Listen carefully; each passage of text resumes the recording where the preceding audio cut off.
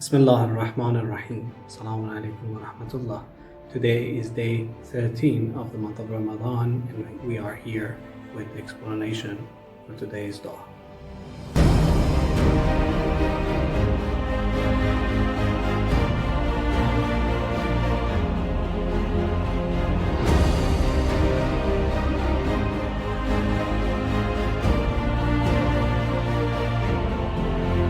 Before we begin, I should remind you that on 13th, 14th, and 15th of every month, which we call Ayyamul Bid, it is highly recommended to read Dua Mojir, the supplication of the protector.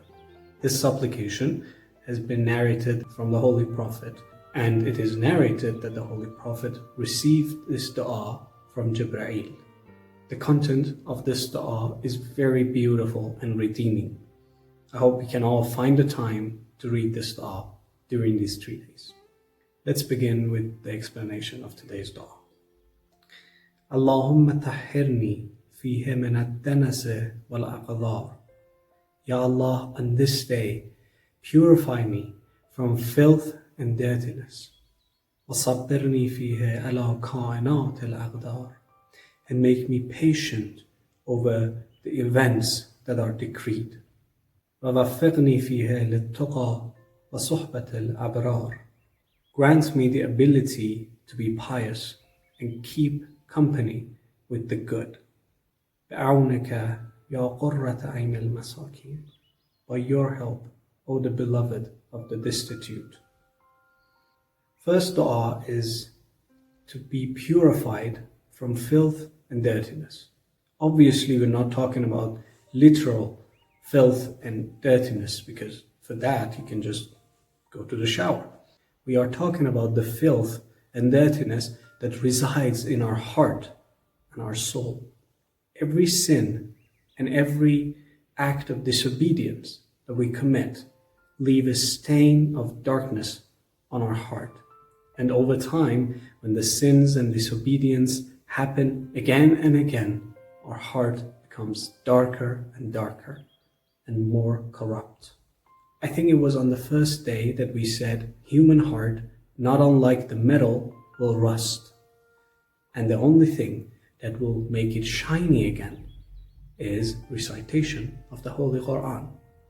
Bonding with the Holy Quran and trying to implement the Holy Quran into our life will make us less susceptible to sin.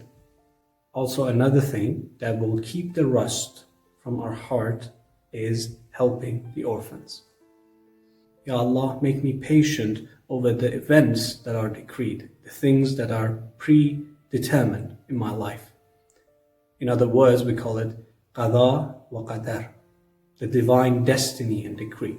Amir al-Mu'mineen alayhi salam says that I believed there is a God when my efforts were annulled.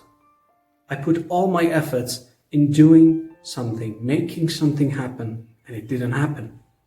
Then I realized that everything is not in my control.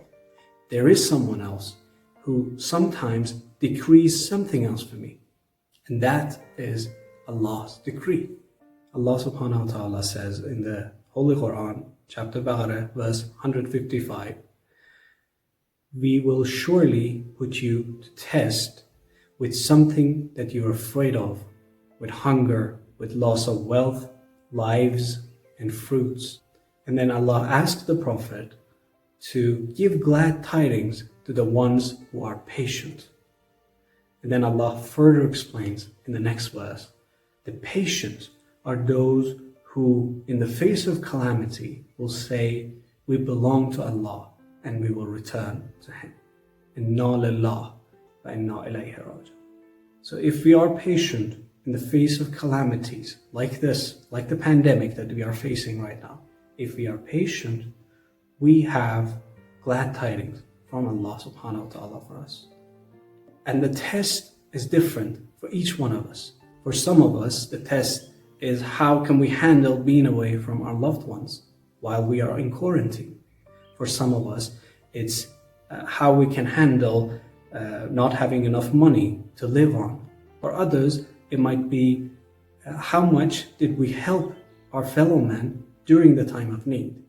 So each of us will face a test every day, every moment of our life. And we should be patient, inshallah. We're asking Allah for piety. What is piety? In Arabic, taqwa comes from the root waqaya. It means keeping something for yourself, with yourself. So when we say taqwa Allah, we mean keep Allah with yourself, for yourself. Don't trade Allah with other things. What do we trade Allah subhanahu wa ta'ala with? When an opportunity comes for me to lie, and I choose to lie instead of choosing what Allah will be pleased with, which is the truth, if I lie, I have traded Allah and I've lost Him. That is against taqwa. That is not a pious act. So when we say taqwa Allah, we mean keep Allah with yourself and only do what He will be pleased with. وَصُحْبَةَ الْأَبْرَارِ, keeping the company of the good. We said before that when you pick your friends and companions, pick the ones who are one step closer to Allah than you are. That way they can bring you up. There is a close relation between taqwa, piety, and companionship. If you are in a circle of friends that are away from Allah, they will drag you down with them, even if you have taqwa. But if you are friends with the people who are more pious than you, they will bring you up and elevate you with themselves. بِعَوْنِكَ يَا قُرَّةَ عَيْنِ الْمَسَاكِينِ, by your help, O the one who gives hope to the poor. I can't stress this enough, how much we should think about the poor and the needy. Our brothers and sisters, our fellow men, are looking towards us who are capable of helping, and they need us right now. So don't waste time. During Ramadan, every action that you do, every good deed, every ihsan is considered and calculated tenfold.